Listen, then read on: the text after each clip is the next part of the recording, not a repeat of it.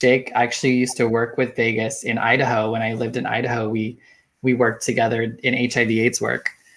So your transness was something that you had come to understand for yourself before you started drag, or was it part of the process?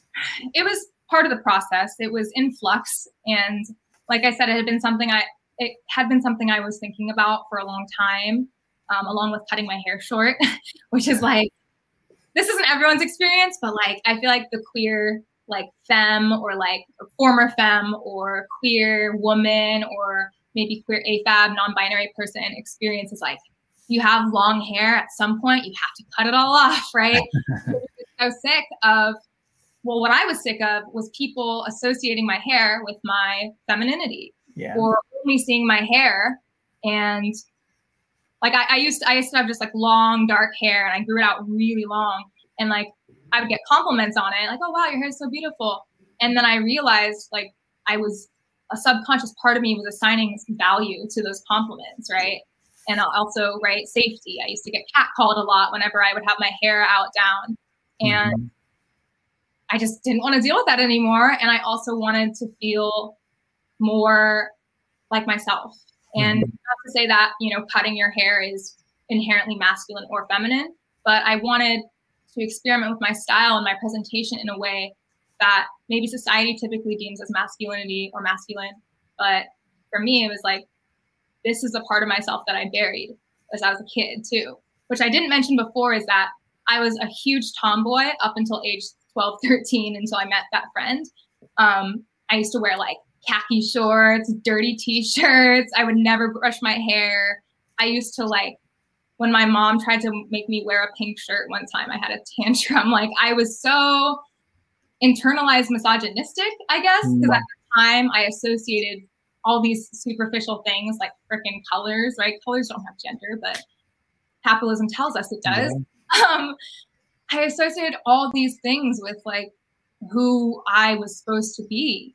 And when I was a kid, I had a lot of young boyfriends, like male friends, right? Not boyfriends, like romantic friends. And I just really thought I was like one of the boys, right?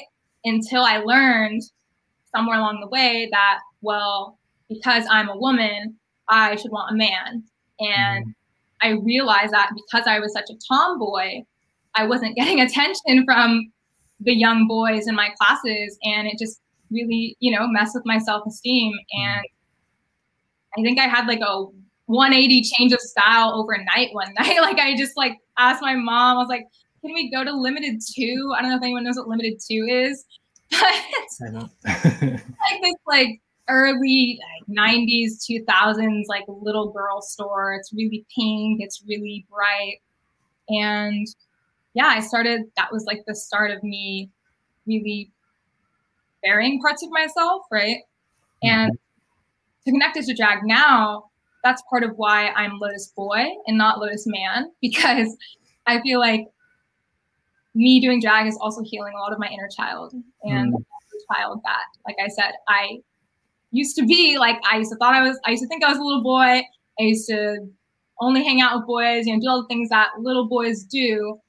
And I also feel like my energy as a performer can be very like goofy and very at times like really silly, and also in the way that little boys are taught to be strong, and you know, all this stuff that we're taught is in opposition, which it's not. That's what I try to emulate too in a lot of my performances, is like giving myself that confidence that my younger self didn't have. Yeah. I definitely see that a lot in your work. And yeah, I think as trans folks, we don't often get to, you know, we don't get to be kids and be our gender, I guess. So, you know, I guess drag is a way that we can kind of play with that, huh? I agree. Oh my gosh, Elizabeth says, oh my God, Limited 2. I'm glad one person got my reference.